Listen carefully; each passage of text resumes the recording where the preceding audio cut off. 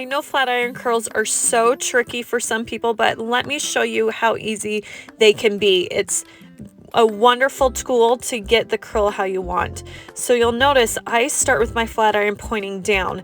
That helps the flat iron create elongated curls, make them look nice and fresh and not quite Shirley Temple.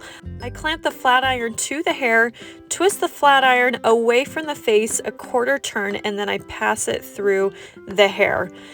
Sometimes the curls at the bottom are a little bit curlier than I like to be, so I'll take my flat iron and I'll straighten the ends until I'm really happy with the. Let's see what it looks like when we're not elongating that curl and aiming it towards the floor. You can see here I'm really taking it towards the outside and I'm getting a weird volume in the middle of that curl. It can work for some people, but from experience, if you do curls like that, it just builds and builds and builds, and it makes the hair much bigger than you want it to, and you'll look more Shirley Temple.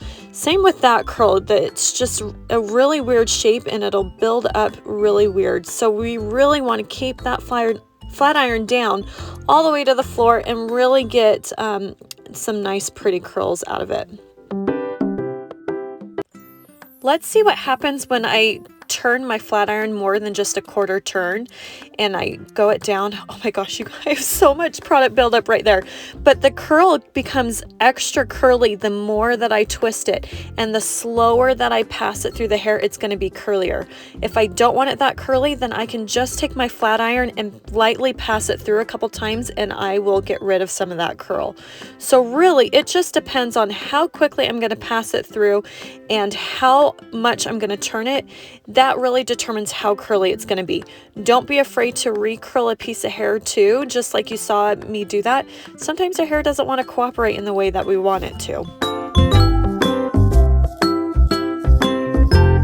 I always like to style my bangs last because I really like to see the look put together. Sometimes I'll add more volume to it by not dragging my flat iron to the floor. Sometimes I'll straighten the ends if I want them a little bit more organic, but I do it until I love it.